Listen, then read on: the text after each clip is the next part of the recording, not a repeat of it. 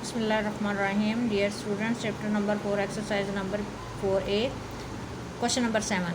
Given that a is equal 3, b is equal minus 4 and c is equal minus 2, evaluate each of the following expressions. अच्छा, इस question में आपके पास जो है A B C D 4 expressions हैं. इन 4 एक्सप्रेशंस को आपने जो है इस तरह से करना है. आइए फर्स्ट में देखते हैं 3a minus B divided by 2c plus 3a minus C divided by C plus B. अच्छा, इस एक्सप्रेशन में क्या है कि आपने सबसे पहले फर्स्ट स्टेप में क्या करना है. फर्स्ट स्टेप में आप लोगों ने इसमें वैल्यू पुट करनी है. ए की वैल्यू है 3 और बी की वैल्यू है -4. अच्छा, जो एक्सप्रेशन के अंदर अपना माइनस है उसका और जो वैल्यू का माइनस है उसको सेपरेट करने के लिए हम क्या करेंगे, ब्रैकेट्स का इस्तेमाल करेंगे. तो हमने राउंड ब्रैकेट इसलिए -4 में ऐड कर दी. ठीक है, अब इसमें देखें आपने वैल्यू पुट करनी है ए की, फिर -2 जो है वो किसकी है, सी की. आपने वैल्यू पुट करनी है. इसी तरह जो है 2c में सी की वैल्यू और c माइनस बी में सी और माइनस बी दोनों की बी की वैल्यू. माइनस तो आपने ऐसे ऐड करना, बी की वैल्यू -4 है वो आपने ऐड करनी. ठीक है जी. उसके बाद आपने 3 3 ज़ा 9 और माइनस माइनस प्लस 4, 2 2 ज़ा 4 प्लस माइनस माइनस प्लस 3 3 ज़ा 9 माइनस माइनस प्लस 2, फिर माइनस माइनस माइनस प्लस 4. अब आप देखें 9 को 4 के साथ प्लस करेंगे आप 13 और -4, 9 और प्लस 2 11 हो गए. अब आपने एलसीएम फाइंड करना है -4 और 2 का. -4 और 2 का एलसीएम क्या है, -4 है. अब आपने क्या करना है, आप देखेंगे आपने ये जो आपका -4 एलसीएम है, अगर आप 2 को -2 से मल्टीप्लाई करें तो -4 आ जाता है. आप इस तरह -2 से 11 को मल्टीप्लाई कर देंगे. ठीक है, इस तरह से आपका आंसर होगा -22. आपने -22 में से 13 को -13 में से -22 को माइनस करना है और आपका आंसर होगा -9 अपान -4. और 9 और 4 में से जो माइनस हैं ये कैंसिल हो जाएंगे और उसके बाद जब आप 9 को 4 पे डिवाइड करेंगे तो आपका आंसर जो है वो मिक्स नंबर में इस तरह से 21/4 जो है वो आ जाएगा. ठीक है, इसी तरह आपका ये जो क्वेश्चन नंबर बी है ये आपका होमवर्क है, आपने इसे खुद करना है. इसके बाद आप आ जाएं क्वेश्चन नंबर पार्ट सी की तरफ. पार्ट सी में क्या है भाई, पार्ट सी में है कि इसमें आपने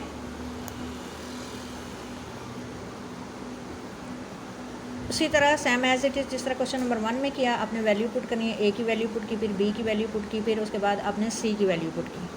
ठीक है, अगर ये क्लियर नहीं हो रहा तो मैं इसे दोबारा से लिख देती हूँ कि ये है हमने वैल्यू पुट की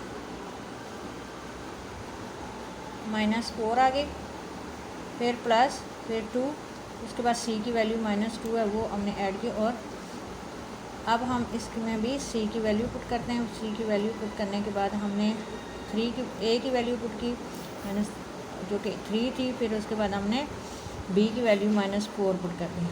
इसके बाद हमने 5 और -2 जो थी वो सी की वैल्यू थी और बी की वैल्यू थी -4. वैल्यूज़ पुट करने के बाद नेक्स्ट स्टेप में हमने क्या करना है, नेक्स्ट स्टेप में हमने ये करना है कि ये देखें प्लस माइनस -4, उसके बाद माइनस प्लस माइनस 2 2 ज़ा 4. इस तरह से हमने 2 3 ज़ा 6 प्लस माइनस माइनस और -3 माइनस माइनस प्लस 4 -2 5 ज़ा 10, 5 प्लस में है, 2 माइनस में है -10, 4 4 ज़ा 16. अब आपने क्या करना है जी, अब आपने इसमें -4 -8 में जब आप 3 को माइनस कर देंगे, क्योंकि 3 जो है उसके साथ प्लस का साइन है, तो आपका आंसर क्या होगा -5. क्योंकि 8 माइनस में होगा, 3 प्लस में, तो आपका आंसर -5. -3 और -6 को प्लस करेंगे 9 में से 4 को माइनस किया जाएगा, फिर से -5, फिर माइनस. आपके ये दोनों माइनस कैंसिल हो जाएंगे और अगर इनको भी कैंसिल करके लिखें 2 से 2 5 ज़ा 10 और 2 8 ज़ा 16। ठीक है, इस तरह से ये हमने इनको कैंसिल कर दिया 2 से। अब हमारे पास क्या है, इन दोनों का आंसर क्या है 1 और इनका 5/8 है।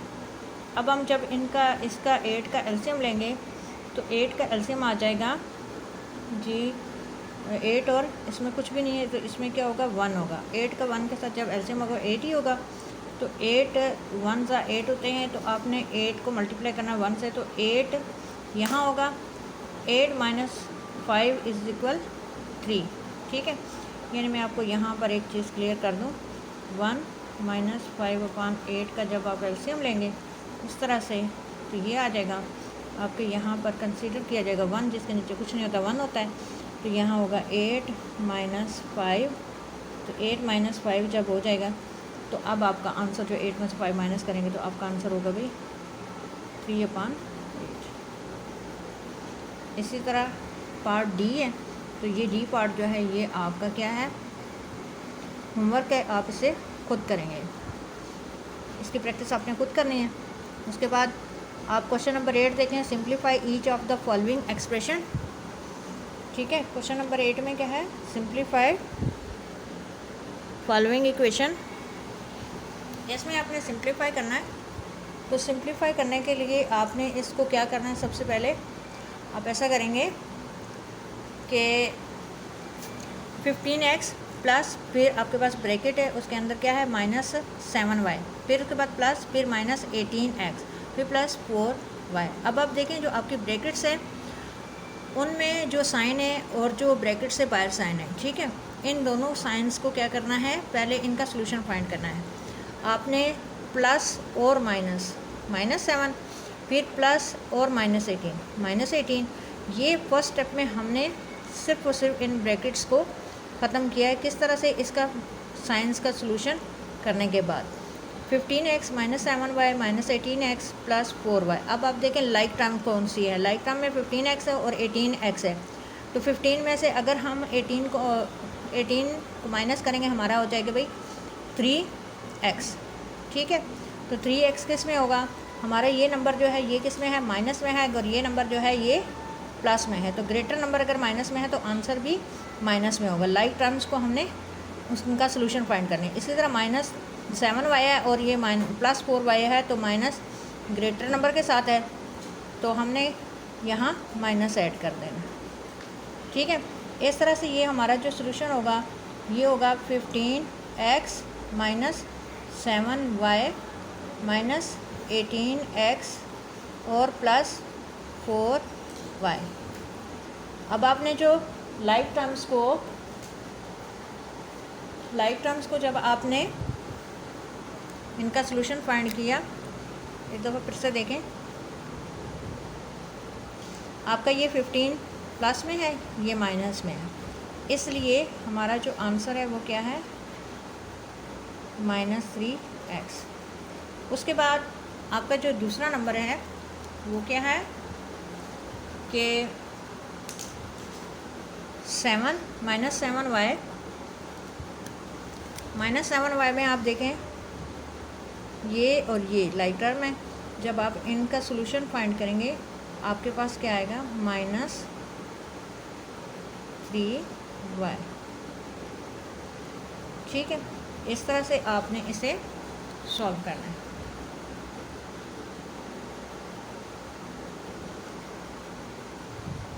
उसके बाद नेक्स्ट स्टेप देखें, जो इसका पार्ट बी है, इसमें देखें आप पार्ट बी में -3x प्लस फिर -5y माइनस फिर 10y फिर -7x। इसमें अगर देखा जाए तो हमारा जो फर्स्ट स्टेप है इसमें क्या हुआ है, फर्स्ट स्टेप में हमने सबसे पहले क्या किया, हमने फर्स्ट स्टेप में सिर्फ ये और ये साइंस को मल्टीप्लाई किया, प्लस को जब माइनस से मल्टीप्लाई किया तो ये लिखा हमने -5y, और जब हमने माइनस को माइनस से मल्टीप्लाई किया तो हमने लिखा जी +10y। यानी हमने फर्स्ट स्टेप में सिर्फ और सिर्फ इसको सॉल्व किया, ये और फिर ये। अब आप देखेंगे कि ये दोनों ही लाइक टर्म है, ठीक है, यानी ये भी y है और ये भी y है, और इसमें देखें आप ये x है और इसमें भी x है। अगर आप इन दोनों को देख रहे हैं, ये जो x वाले हैं, अगर इनका सोल्यूशन फाइंड करने के लिए हम इन्हें माइन कर लें,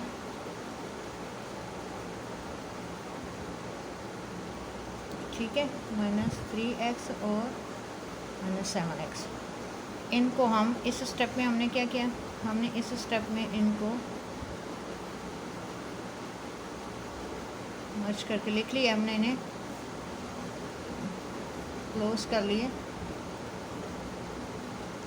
जब सेम टर्म्स जो हैं वो हमने लिखे हैं, सेम टर्म्स में क्या आता है, ये y की है और ये x की है। अब अगर आप देख रहे हैं तो हमने -3x और -7x का आंसर जो था वो क्या फाइंड किया, वो है 10x। अब चूँकि ये मल्टीप्लाई नहीं हो रहे थे, क्या हो रहा था, एडिशन का अमल हो रहा था। एडिशन में हमने क्या करना होता है, एडिशन में हमने ग्रेटर नंबर का साइन लिखना होता है। तो इसमें भी देखें एडिशन हो रही है, तो इसमें 10 में से 5 माइनस होंगे, तो 10 चूँकि ग्रेटर नंबर है, साइन क्या है प्लस का, तो इसमें हमने +5y ऐड कर दिया। Same as it is part C है। अच्छा जी, पार्ट सी में आप देखें, पार्ट सी में क्या है, 9x माइनस फिर ब्रैकेट फिर -2y और फिर -8x माइनस फिर -12y। अगर आप इसमें देख रहे हैं तो इसमें आप देखें हमारे पास फर्स्ट स्टेप में क्या था, हमने क्या किया, इन दोनों साइंस का सॉल्यूशन किया, माइनस माइनस प्लस,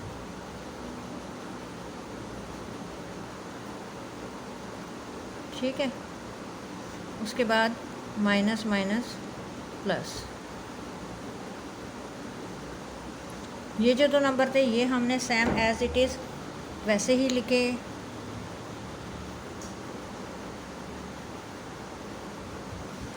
अब इसमें देखें फिर से हमने क्या चीज़ नोट की, लाइक और अनलाइक टर्म्स को देखकर। लाइक टर्म कौन सी हैं, 9x और -8x, और दूसरी कौन सी है, +2y और 12y।